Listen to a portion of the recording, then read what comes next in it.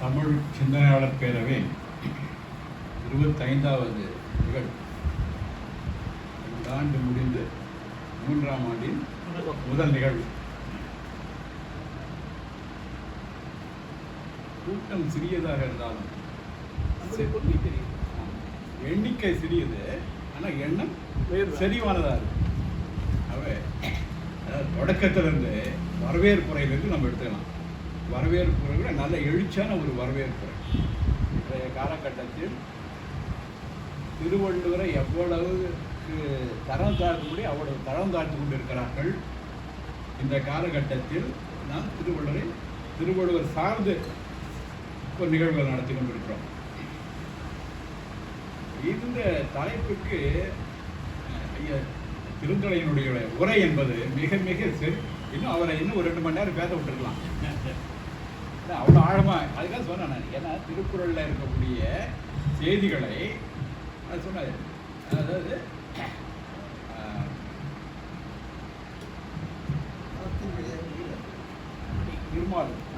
மடியிலா மன்னவனையும் அடியாலம் தான் தாயது எல்லாம் பொருங்கன்னா அது எல்லாமே என்ன சொல்கிறாங்க, அது 3 அடிகள் திருமாவளவன் உலகத்தை அளந்து தான் எல்லாரும் அப்படின்னு சொல்லிட்டு இருக்காங்க. ஆனால் அந்த பழைய காலத்து அந்த வரலாறு, அந்த வரலாறு இல்லை, புராணங்கள் புராண கருத்துக்களை இதை திருக்குறளில் நுழைச்சின்னு இருக்காங்க. ஆனால் 7 பிறப்புன்றது 7 பிறப்பு இல்லை, 7 பருவம். நிறைய செய்திகள் இன்னும் நம்ம தெரிஞ்சுக்க வேண்டிய நிறைய செய்திகள் இருக்கு. ஐயா மன்னிக்கணும், நான் 5 நிமிஷம் சொன்னது. ஏன்னா ரெக்கார்டெல்லாம் போயிட்டீங்கன்னா அதுக்கப்புறம் நீங்கள் வேற எங்கேயோ போய்ட்டு வந்தால் நான் ஏன்னா குழந்தையோட அழைச்சிட்டு வந்துட்டாரு. அவங்க எவ்வளோ நேரம் தான் தெரியல, கொஞ்சம் சீக்கிரம் முடிச்சா நல்லா இருக்கும். ஒரு 1/2 மணி நேரத்துக்கு பேசுகிறேன். ஒரு எழுச்சியான வரவேற்புரை, அதே மாதிரி ஒரு பாட்டரங்கத்தினுடைய தலைமையும் ஓரளவுக்கு நம்ம தட்சிணாமூர்த்தி நல்லா சிறப்பாக செஞ்சு கொடுக்குறாங்க. பாவலர்களோட சிறந்த நல்ல அருமையான வாக்களை அவர்கள் இங்கே அரங்கேற்றினார்கள். அதான் எண்ணிக்கை குறைவுரை, ஆனால் எண்ணம் தெளிவான ஒரு எண்ணத்தோடு தான் நம்ம கூடியிருக்கோம். அதனால் எல்லாருக்கும் வாழ்த்துக்கள். இந்த அவர் ஐயா ஏன் திடீர்னு மே நாள் போயிட்டாருன்னா, மே மாதத்தில் அந்த கூட்டம் இருந்துட்டாங்க இந்த தலைப்பில். அதனால் அந்த மே நாள் சொல்லி மே மாதம் திருக்குறளில் உழைப்பு ஊதியம். நம்ம இன்னைக்கு நம்ம பார்க்கக்கூடிய, நம்ம பொருள் கொள்ளக்கூடிய உழைப்பு ஊதியம் இந்த பொருளில் வரல. சொன்ன மாதிரி பல பொருள்களில் முயன்று வேற ஏதாவது கடினமாக உழைத்தால் கிடைக்கும். அந்த உழைப்புன்னு பல இடங்களில் திருக்குறள் சொல்லியிருக்காங்க. நம்ம நேரடியாக உழைப்பு இந்த இடத்துல பார்த்தா எங்கேயுமே உழைப்புன்ற அந்த நம்ம இன்றைக்கு பார்க்கக்கூடிய அந்த பொருள் இல்லை. ஆனால் ஒரே ஒரு இடத்துல சுற்றம் தழால வருது. உழைப்பிருந்து காரணத்தின் வந்தானை இழைப்பிருந்து என்னை கொடல்.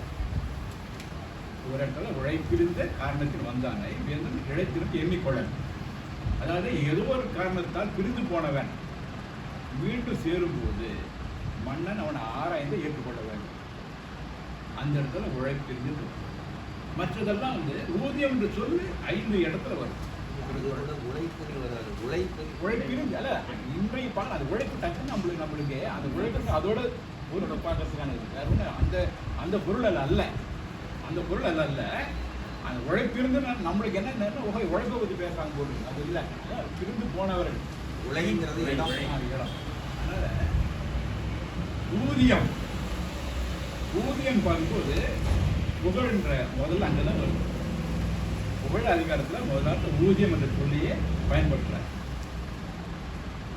ஈதல் இசைபட வாழ்தல் அது வல்லது ஊதியம் இல்லை உயர்வு.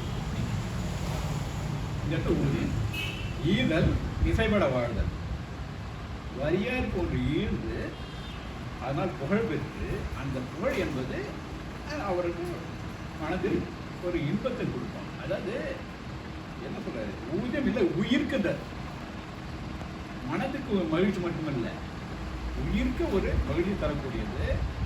வரியாருக்கு ஒன்று ஈர்ந்து புகழ் பெற்று அந்த புகழ் உடைய மனிதனுக்கு அந்த புகழ்ச்சி என்பது ஒரு இன்பத்தை தரும், மகிழ்ச்சியை தரும். இந்த இடத்துல ஊதியம் என்பது மகிழ்ச்சி, இன்பம் என்ற பொருளை பார்க்கலாம். அடுத்ததாக பெரியாரை துணைக்கோடல் அந்த அதிகாரம் கீழே முதலில்லாருக்கு ஊதியம் இல்லை, முதலையாம் சார்பில்லாருக்கு முதலையாம் சார்பில்லாருக்கு இல்லை நிலை.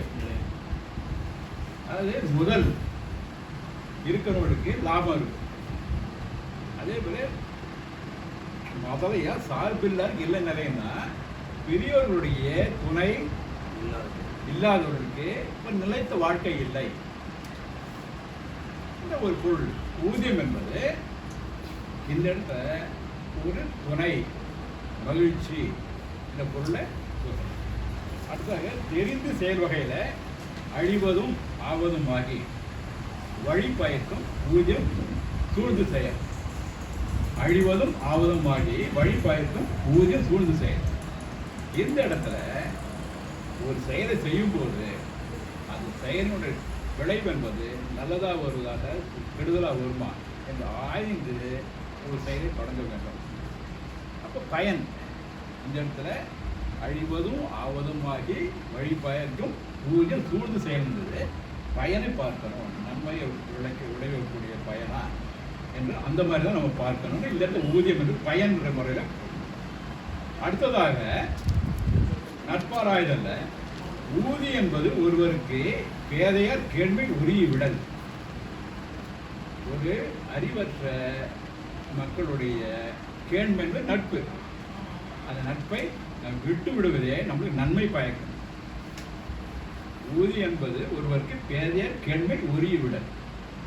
அறிவற்றவருடைய நட்பை நாம் விட்டு விலகுவதே நம்மளுக்கு நன்மை பயக்கும்.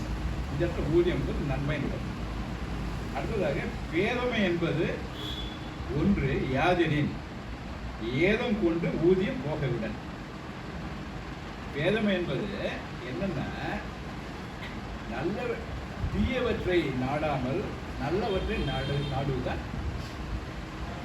இது பேதமை.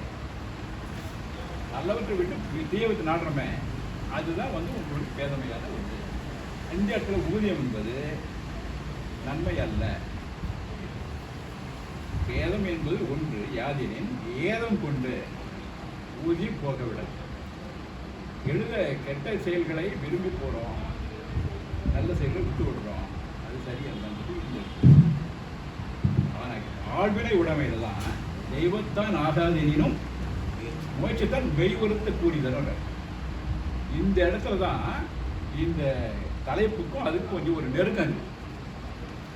தெய்வத்தான் ஆகாதெனினும் முயற்சித்தான் மெய் வருத்த கூறிதல். மெய் வருத்த என்பது உழைப்பு, கூலி என்பது ஊதியம். உழைப்பும் ஊதியமும் இந்த இடத்துல பொருந்தி வரும். தெய்வத்தான் ஆகாது. அப்போ இந்த செய்தி என்பது ஐயா சொன்னபடி ஒரு வாழ்க்கை நெறி, ஒரு தனி மனிதனுடைய வாழ்க்கையை நெறிப்படுத்துவது அது அடிப்படையில் ஒரு தனி மனிதனுக்காக எழுதப்பட்டதுதான், மன்னர்களுக்காக.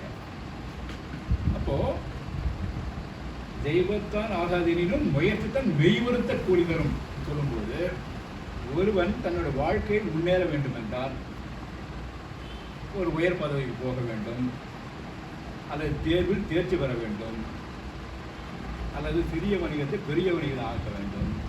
இந்த மாதிரி சொல்லும்போது கடுமையாக உழைத்தால் நீ முன்னேறலாம். அப்போ இந்த இடத்துல உழைப்பு என்று சொல்ல வந்தது ஒரு தனி மனிதனுடைய உழைப்பு.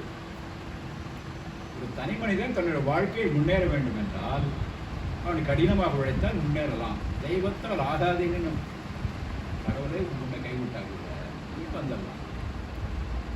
இது தனி மனிதனுக்கு. இப்போ அந்த உழைப்பை தன் உழைப்பை தன் நலத்துக்கான உழைப்பது.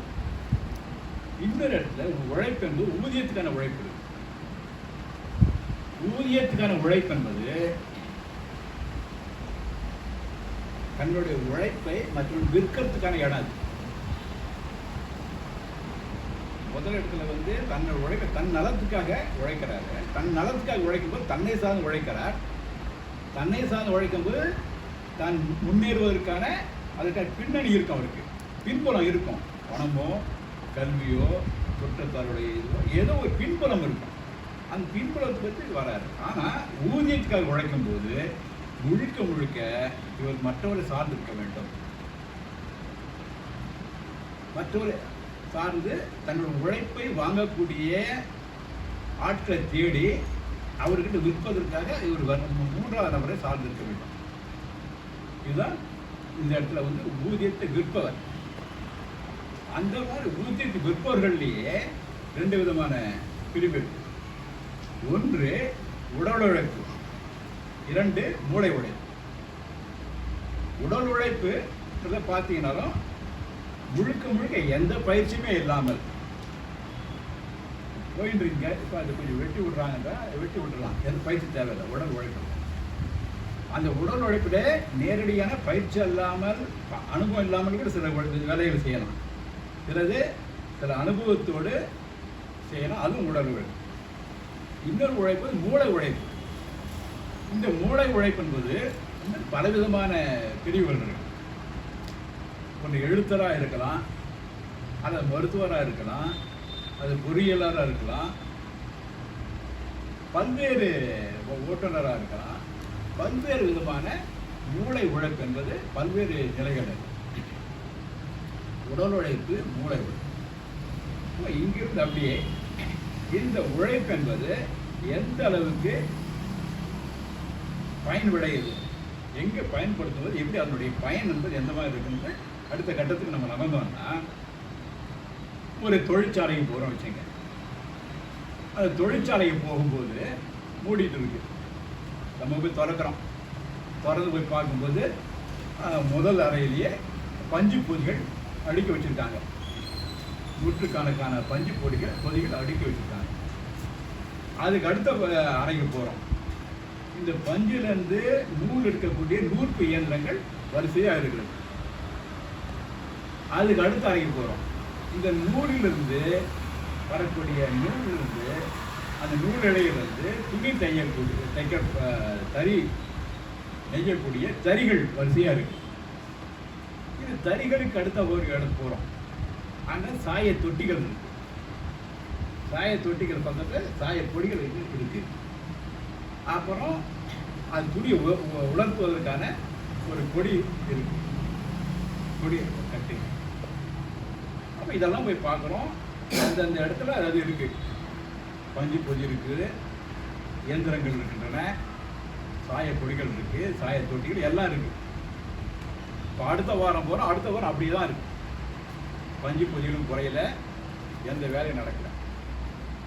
3வது வாரம் போகிறோம். அப்போ ஒரு இயந்திரங்கள் இயங்கக்கூடிய சத்தம் கேட்குது. உள்ளே தொழிலாளர் பேசக்கூடிய பேச்சு குரல் கேட்கிறது. இப்போ போய் பார்க்குறோம். பஞ்சு பொதிகள் பாதி குறைஞ்சிருக்கு. அந்த பஞ்சு பொதிகள் பாதி குறைஞ்சிருக்கு. குறைஞ்சதுல அது நூற்பு இயந்திரத்தில் நூல் போயிட்டு இருக்கு. அடுத்ததுல அந்த நூல்லேருந்து இழை போய் தறியில் துணி நைக்கப்படுகிறது. அந்த துணி துண்டிக்கப்பட்டு போய் சாய தொட்டியில் இறக்கி சாயம் போடுறான். அது சாயம் போட்ட துணி உலர்த்தப்படுகிறது.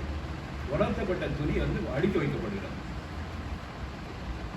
போன வாரம் பார்த்தோம். இல்லை, இந்த வாரம் ஒரு அதிசயம் இருக்கு. எப்படி ஆச்சு இந்த மாற்றம், எப்படி வந்தது? போன வாரம் பொதி இருந்தது, நூற்பு இயந்திரம் இருந்தது, தறி இருந்தது, எல்லாமே இருந்தது. ஆனால் இன்னைக்கு எப்படி துணியாக வந்தது? இந்த மூலப்பொருள் எப்படி வந்து பயன்படக்கூடிய பொருளை மாறுது. அப்போ என்னாச்சுன்னா, இந்த மூலப்பொருளோடும் இயந்திரத்தோடும் உழைப்பு சேர்ந்தது. தொழிலாளர்களுடைய உழைப்பு சேரும்போது தான் அந்த மூலப்பொருள் உற்பத்தி பொருளாக மாறுகிறது. அப்போ ஒரு தொழிற்சாலையில் இந்த பஞ்சு நூலாது மட்டும் பார்த்தோம். இன்னும் கொஞ்சம் ஆழமாக இன்னும் அடுத்த கட்டத்துக்கு நகர்ந்தோம்னா நகரணும். அப்போ தான் இந்த உழைப்புள்ள முழு இதுவும் தாக்கமாக நமக்கு தெரியும். அடுத்த கட்டம் என்பது பஞ்சு எங்கேருந்து வருது, பஞ்சு பருத்திலேருந்து வருது. பருத்தி செடியிலேருந்து வருது. அப்போது நீங்கள் மூலத்துக்கு போங்க. பருத்தி செடி பயிர் செய்வதற்காக அந்த மண் முதல்ல பக்குவப்படுத்தணும், பண்படுத்தணும், அங்கேருந்து வரணும். சமுதாயத்தில் ஒரு பிரிவு மக்கள் அந்த பண்படுத்தல இருக்கிறாங்க.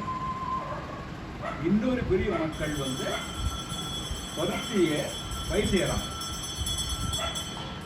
இன்னொரு பிரிவு மக்கள் பருத்தி கொட்டை பறிக்கிறாங்க.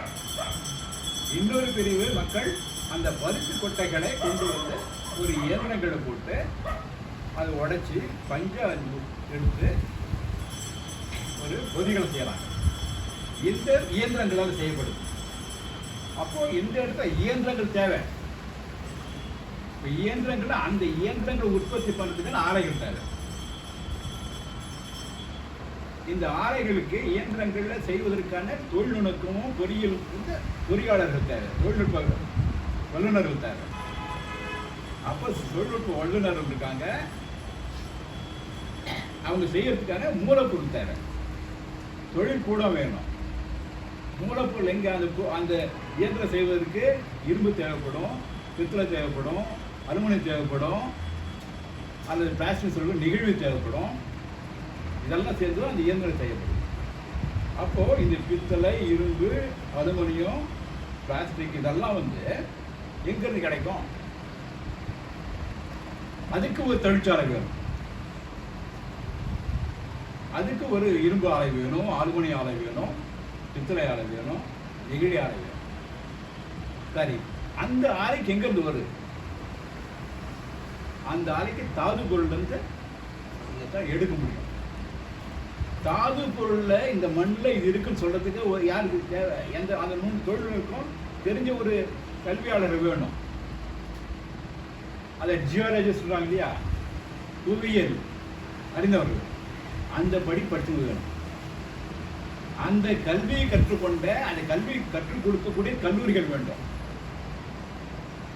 அந்த கல்லூரிகளில் இவங்க படிச்சிருக்கணும். இவங்க இப்போ ஆய்வு பண்ணணும். ஆய்வு பண்ணும்போது தான் இங்கே அலுமினியம் இருக்குது, இரும்பு இருக்குது, சுத்தநாகம் இருக்குது, சரி அவங்க ஆய்வு பண்ணுவாங்க. சரி, கண்டுபிடிச்சாச்சு. அது தோன்றதுக்கான சுரங்கம் தோண்டணும். சுரங்கம் தோண்டுவதற்கான ஆலை இது வேணும், கருவிகள் வேணும். அந்த கருவிகள் செய்வதற்கான ஆலைகள் வேண்டும், தொழில்நுட்ப வேணும், பொறியாளர்கள் வேண்டும். எங்கேருந்து போது பாருங்க, இதுக்கு மேலே இருந்துக்கிறோம். அப்போது அங்கேருந்து மூலப்பொருளை இந்த இயந்திரம் செய்யப்படுது. இயந்திரங்களுக்கு பிரித்த பஞ்சு என்பது தொழிற்சாலைக்கு போகணும். தொழிற்சாலை போல் கனரக வாகனங்கள் வேணும். அப்போ கனரக வாகனங்கள் உற்பத்தி செய்யணும், அதுக்கு ஒரு தொழிற்சாலை வேணும். அந்த கனரக வாகனங்களுக்கான இதே மாதிரி மூலப்பொருளில் பல இடங்கள்லேருந்து வரணும். அது வாகனங்கள் இருக்குது, ஓட்டுநர் வேணும், ஓட்டுநர் பயிற்சி வேணும். அப்புறம் கொண்டு போய் சாலை வேண்டும், சாலை போடுறதுக்கு கற்கள் வேண்டும், பாறைகள் உடைக்கப்பட வேண்டும், அதுக்கு தொழில்நுட்பம் வேணும், பொறியியல் வேணும். அப்போ இப்படி பார்த்தீங்கன்னா அந்த சாலை போடப்படுது, வாகனங்கள் மூலமாக வருது, கொண்டு சேர்த்துறாங்க. நம்ம நினைக்கிறோம் துணி இந்த ஆலையிலேருந்து வந்துடுச்சுன்னு தான் நினைக்கிறோம். ஆனால் அந்த துணி வருவதற்கு பல பேர் சமூகத்தில் பல பேர் உழைக்க வேண்டியதாக இருக்குது. இந்த சமூகம் முழுக்கமே உழைத்து உற்பத்தி செய்த பொருள் என்பது விநியோகிக்கப்படணும், மக்கள் மத்தியில் போய் சேர்க்கணும். அதற்கு விற்பனையாளர்கள் வேணும், விற்பனையாளர்களுக்கு கிடங்குகள் வேண்டும். இந்த பொருள் உற்பத்தி விற்பனை எல்லாம் பார்க்கறதுக்கு வங்கி தொழில் வேண்டும். பார்த்தீங்கன்னா ஒன்னோடு ஒன்று தொடர்புடைய உலகம் முழுக்கமே இயங்கி கொண்டிருக்கிறது உழைப்பாளர்களால் உழைக்கிறார். அப்போது இந்த உழைப்பாளிகளும் உற்பத்தி எங்கே வருதுன்னா, அதாவது உற்பத்தி உழைப்பை விற்பவர்களும் உழைப்பு வாங்குவவர்களும் ஒரு புள்ளியில் சேர்றாங்க. அந்த புள்ளியில் சேரும்போது தான் இந்த உற்பத்தி நடக்குது. அந்த புள்ளி தான் வேலை. வேலை என்பது அந்த புள்ளியில் ரெண்டு பேர் சேர்றாங்க. அப்போ வேலை இதை கூட சொல்றார் திருவள்ளுவர். எதனால் இவன் முடிக்கும் என்று ஆய்ந்து அதனால் அவன் கண் விடல்.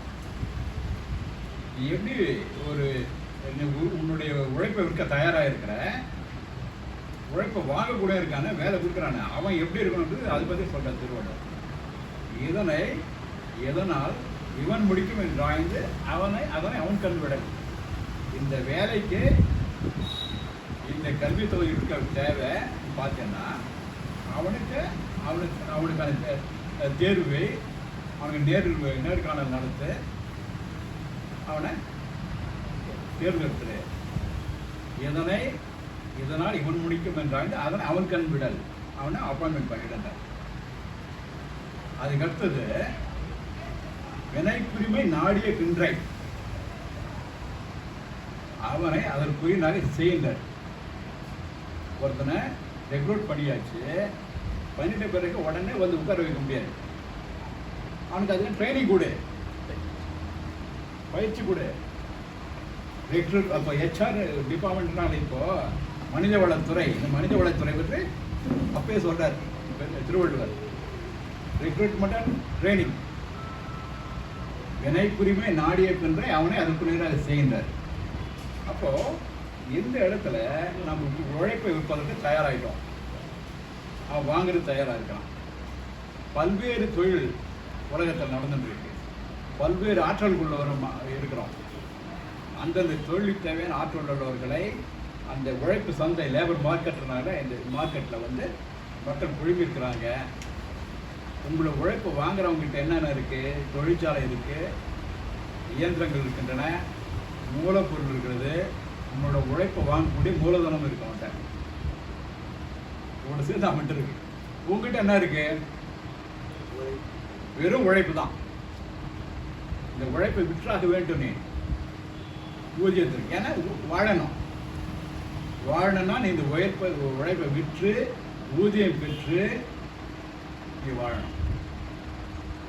அப்போ இந்த உழைப்பை எப்படி வந்து விற்கிறான், எப்படி அடிப்படை பார்க்கணும்னா ரொம்ப எளிமையா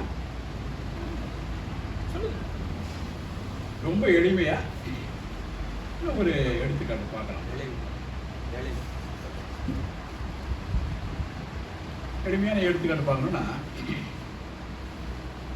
இப்போ ஒரு வண்டியில் ஒரு 10 பெட்டி பழங்களோ காய்கறிகளோ இருக்குச்சுங்க. வந்து ஒரு கிடங்கு முன்னாடி வந்து நிற்குது. அந்த கிடங்கு ஓனர் வந்து பார்க்குறாரு, ஒரு ஆள் போயிட்டு இருக்காரு. அப்பா தம்பி கொஞ்சம் வாங்கினேன், ஒரு 50 பெட்டி உள்ள வைங்க. எவ்வளோ கொடுக்குறாங்க பேசிக்கிறாங்க. ஏதோ ஒரு பெட்டி 10 ரூபா கொடுங்க, 50 பெட்டிக்கு 500 ரூபாய் சொல்லி இறக்கி வச்சுறாங்க. இவர் கொடுத்துறாரு, 500 ரூபாய் கொண்டு போகிறாரு. ஏதோ ஒரு சட்டையோ ஒரு புடவையோ இல்லைன்னா வேறு ஏதோ ஒரு 10 கிலோ ஒரு மூட்டை அரிசியோ ஏதோ ஒன்று வாங்குற வச்சுங்க. அந்த 500 ரூபாய்க்கு ஒரு மூட்டையும் அரிசி வாங்கலாம், 500 ரூபாய்க்கு ஒரு சட்டையும் வாங்கலாம், 500 ரூபாய்க்கு ஒரு செருப்பு வாங்கலாம், 500 ரூபாய்க்கு ஒரு பேனாவை வாங்கலாம். இதுதான் வந்து பரிவர்த்தனை மதிப்பு. அவர்கள் ஒரு 2 மணி நேரம் செய்த உழைப்பு, அந்த உழைப்புக்கு சில தாள்கள் கொடுக்கலாம். அந்த தாள் என்பது ஒரு பண்டம், 500 ரூபாய்ன்ற ஒரு பண்டம். இந்த பண்டத்தை கொண்டு போய் இன்னொரு பண்டத்துக்கு இணையாக கொடுக்கும். பரிவர்த்தனை இந்த பண்டமாக. இந்த 500 ரூபாய்க்கு எதையும் வாங்கலாம், மார்க்கெட்டில் இருக்கக்கூடிய எந்த பொருளையும் வாங்கலாம்.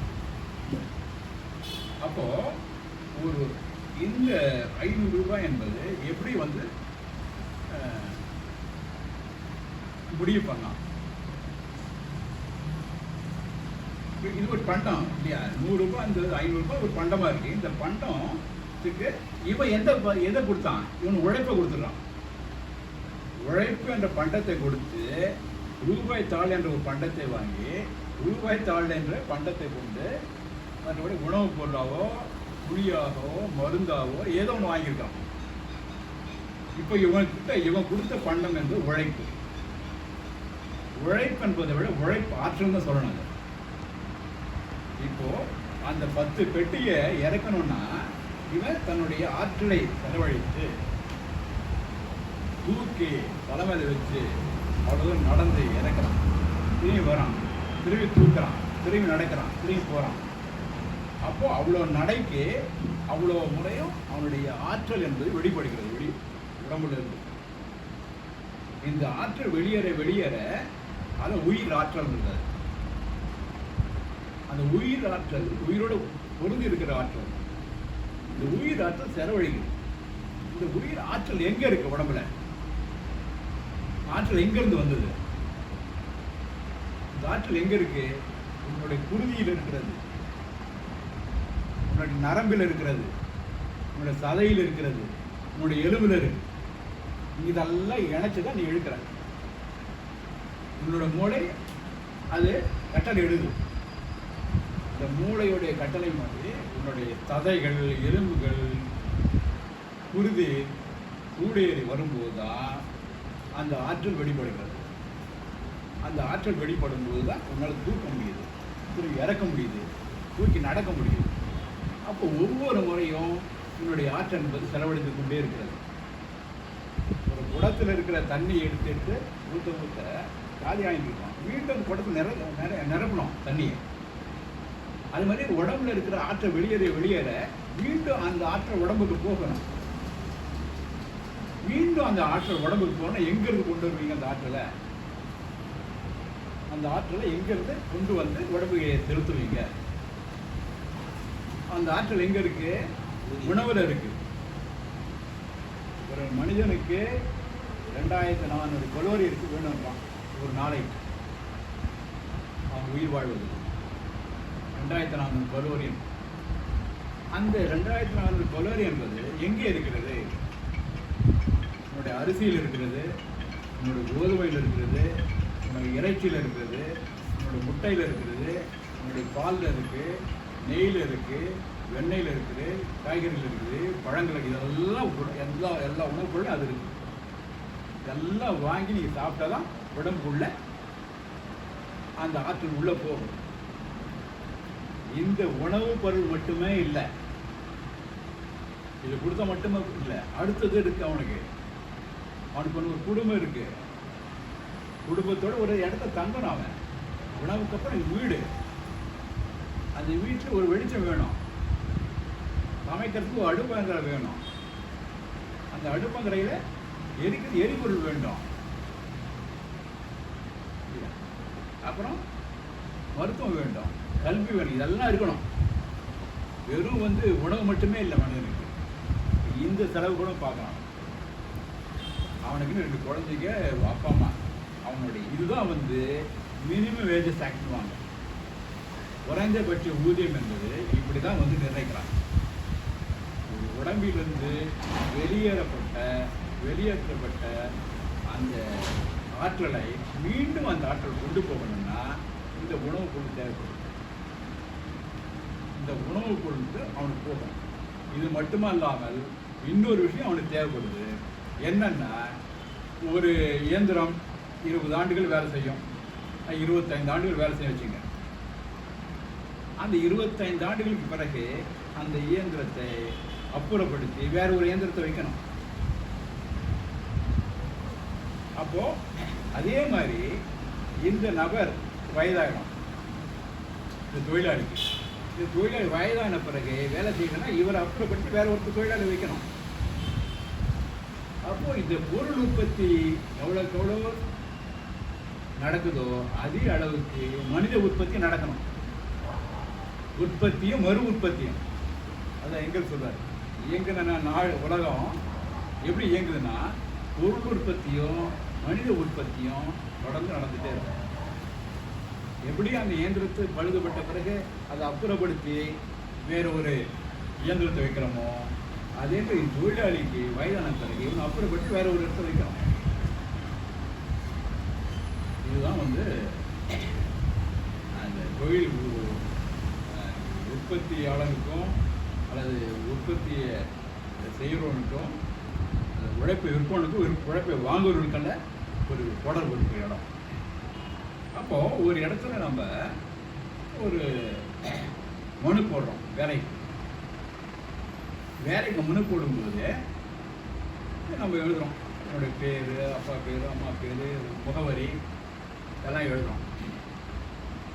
எல்லாம் எழுதிட்டு என்னுடைய அனுபவம், படிப்பெல்லாம் எழுதுகிறோம். கீழே வந்து கையெழுத்து போடுறோம். என்ன அர்த்தம்னா, பல மொழிகளில் பல விதமான கேள்விகள் இருந்தால் கூட அடிப்படையில் நான் இவ்வளோ படிச்சிருக்கேன், இவ்வளோ அனுபவம் இருக்குது, என்னோடய உழைப்பை நான் இருக்க தயாராக இருக்கிறேன் தான் பொருள். வேறு ஒன்றுமே இல்லை. நான் என்னுடைய உழைப்பை விற்பதற்கு தயாராக இருக்கிறேன். நீ எவ்வளோ கொடுத்து என்ன விலைக்கு வாங்க போகிற? இப்போ ஏலம் நடக்குதுல்ல, கிரிக்கெட்டு ஐபிஎல் நடக்கும்போது ஏலம் விடுறான்ல ஒருத்தனே, அந்த மாதிரி தான் ஏலம். இந்த இடத்துல வந்து அவனுடைய உற்பத்தி, அவனுடைய சம்பளம் என்பது எப்படி நிர்ணயிக்கப்படலாம்? இப்போல்லாம் உற்பத்தி செய்யக்கூடிய பொருள் அதனுடைய தரம், அதனுடைய தேவை, இதை பொறுத்து இப்போ வந்து நீங்கள் பார்த்துட்டிங்கன்னா சில நிறுவனங்களில் சம்பளம் மட்டும் இல்லாமல் வந்துட்டு போகிறதுக்கான வாகன வசதி செஞ்சு கொடுக்குறாங்க, அங்கே குடியிருப்பு வசதி செஞ்சு கொடுக்குறாங்க, அதுக்கப்புறம் வந்து loan, 2 wheeler loan, car loan, இவ்வளோ வசதிகளெல்லாம் இருக்குது. அப்புறம் கேன்டீன் ஃபெசிலிட்டி இருக்குது. இவ்வளோ கொடுத்து எதுக்கு என்னென்னா அவனோட உற்பத்தி இதெல்லாம் வந்து இவ்வளோ கொடுத்தா கூட இவனோட உற்பத்தி பொருளுடைய விலை என்பது உலகத்தில் வந்து அதிகப்படியாக விலை போகுதுன்னு அர்த்தம். அப்போ உன்னோட உற்பத்தி பொருள் என்பது சந்தையில் அதனுடைய விலையை பொறுத்து, அதனுடைய டிமாண்டான தேவையை பொறுத்து உங்களுடைய உற்பத்தி பொருளுடைய மதிப்பு தான் உங்களுடைய ஊதியத்துக்கான மதிப்பாக இருக்கும். அதாவது உழைப்பும் ஊதியம் என்பது திருக்குறளில் எங்கே சொல்லலைன்னா கூட, திருக்குறளில் முழுக்க சொல்லியாச்சு, திருக்குறள் எங்கே சொல்ல முடியா, இது வந்து மேனாளுக்கான ஒரு தலைப்பாக பேசணும். உழைப்பு, ஊதியம் இதோட சேர்த்து வேலை நாளும் வேலை நேரமும் முக்கியமான பொருள். வேலை நேரத்தை இல்லாமல் உழைப்பும் ஊதியத்தை நீ வந்து பிரித்து பேச முடியாது. உழைப்பு ஊதியத்தோடு சேர்ந்து வேலை நேரத்தை நம்ம பேச வேண்டியது. அப்போ தான் ஒரு கணக்கு இருக்கும்.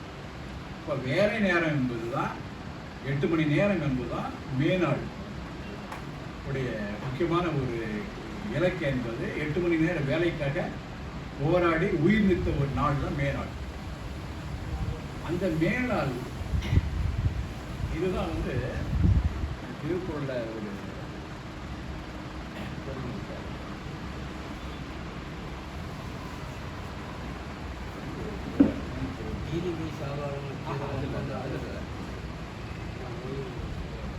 உலகமே வந்து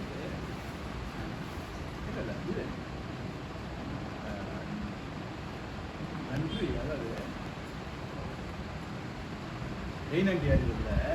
செய்யாமல் செய்த உதவிக்கு வையகமும் வானகமும் ஆற்றல் அறிதுன்னு வரும். செய்யாமல் செய்த உதவிக்கு வையகமும் வானகமும் ஆற்றல் அறிது. இந்த குறள் வந்து இந்த மேனாளுக்கு மிகவும் பொருத்தமான ஒரு குறள். எப்படின்னா, இப்போ நம்ம மேனாளை நினைவு கூறும்போது, இன்றைக்கு இருக்க தொழிலாளி மேனாளை நினைவு கூறும்போது, இந்த ஒன்றும் இல்லை, அமெரிக்காவில் சிகாகோவில் நடந்தது. இப்போ அம்ஜிக்கரை தொழிலாளி வந்து மேனாள் கொண்டாடுறான். இந்த அம்ஜிக்கரை தொழிலாளிக்கும் அமெரிக்க சிகாகோ தொழிலாளி சம்மந்தமே இல்லை. ஆனால் அவன் 124 ஆண்டுகளுக்கு முன்னால், 128 ஆண்டுகளுக்கு முன்னால் அவன் உழைத்து உயிரை விட்டு இந்த தொழிலாளி வர்க்கத்தை, உலகம் உள்ள இருக்கக்கூடிய தொழிலாளி வர்க்கத்துக்கு 8 மணி நேரத்துக்கான ஒரு வேலை வாய்ப்பை சட்டப்படி வாங்கி கொடுத்துருக்கான். அந்த தொழிலாளி பொருத்தமே இல்லை, தொடரவே இல்லை. ஆனால் 128 வருடத்துக்கு முன்னாடி அவன் செஞ்சதை இந்த தொழிலாளி இன்னைக்கு நினைச்சு பார்க்குறான். செய்யாமல் செய்த உதவிக்கு, எந்த உதவியும் அவனுக்கு செய்யலை, செய்யாமல் செய்த உதவிக்கு வையகமும் வானகமும் ஆற்றல் அறிதுன்னா, இந்த பூர்வகத்தையும் விண்ணுலகத்தையும் நீ கொடுத்தா கூட ஈடு இல்லை, ஈடு இணை இல்லை, அதுக்கு அது என்னடா செய்யலாம்னா ஒன்றும் இல்லை, அதை பற்றி நினச்சி பார்த்துக்கோ. நன்றியோடைய அந்த நாடை நினைச்சு பார்த்துக்கோ. அது மட்டும் இல்லாமல் இந்த செய்தியை பரவலாக கொண்டு போக மக்கள் மத்தியில். நன்றி அறிதல் முதல் செய்த அதுதான். செய்யாமல் செய்த உதவிக்கு வையகமும் வானகமும் ஆற்றல் அறிவு சொல்லும்போது அது சொல்றது இன்றைக்கு என்னைக்கோ சேர்த்துதான் இவனுக்கு தொடர்பு இல்லை, இவன் எந்த உதவி செய்யலை சிக்காக்கா தொழிலாளிக்கு. ஆனால் இன்றைக்கு நினச்சி பார்க்குறான், எனக்கா உயிர் விட்டால் அந்த செய்தி இந்த அடுத்த தலைமைக்கு கடத்துறான். அப்போ இந்த வேலை நேரமும் உழைப்பு ஊதியத்தோடு சேர்ந்த ஒரு வேலை நேரம், வேலை நேரத்தை நினைத்து பார்க்கக்கூடிய ஒரு நாள் வந்து மேனாள். அந்த மேனாளுக்கு வந்து சும்மா வந்துடல, உயிரை விட்டு இருக்காங்க. அது தூக்கில் எழுதியிருக்காங்க, துப்பாக்கி சூட்டில் இறந்துருக்காங்க. ஆகவே அந்த நாளோடு பொறுத்து தான், வேலை நேரத்தோடு சேர்த்து தான் நம்ம இந்த தலைப்பில் நம்ம போக முடியும். அது என்ன சொல்லணும்னா 1923 தான் முதல்ல சிங்காரவேலர் சென்னை மெரினா கடற்கரையில் அவர் தான் இந்தியாவிலேயே இந்தியாவில் முதல்ல 23 கொடியாற்றினார். அதே மாதிரி திருவல்லிக்கேணியில் வந்து சாமிநாத சர்மா இவரெல்லாம் இங்கே இருக்கிறாங்க. 2 இடத்துல நடத்துகிறாங்க மேனா. அப்புறம் 1931 தான் நினைக்கிறேன் பிரிட்டிஷ் அரசு கொள்கை அளவில் ஏற்றுக்கிறாங்க. கொள்கை அளவில் 8 மணி நேரத்தை ஏற்றுக்கிறாங்க. உலகம் ஃபுல்லாகவே அந்த நாடு வந்து தொடர்ந்து எல்லா நாடுகளில் தொழிலாளர்கள் போராடி ஒவ்வொரு நாட்டையும் அதை ஏற்றுக்கிறாங்க. இங்கே பிரிட்டிஷ் அரசு வந்து 31 தான் கொள்கை அளவில் ஏற்றுக்கிறாங்க. அதுக்கப்புறம் அம்பேத்கர் வந்த பிறகு தான் சட்டமாக 46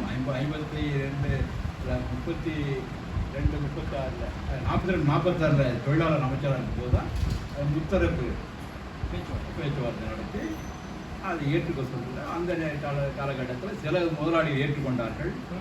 ஆனால் சட்டமானது வந்து 1948 தான் சட்டமாச்சு. அதோட முடிச்சு நான் நினைக்கிறேன். அதையும் வந்து இந்தியா முழுக்க பரவாயில்ல, கல்கட்டாவில் ஒரு சில மாநிலத்தில் பரவச்சு, அதுக்கப்புறம் தான் இந்தியாவுக்குள்ளே பரவச்சு. அதான் 48 தான் அதுதான் பரவச்சு.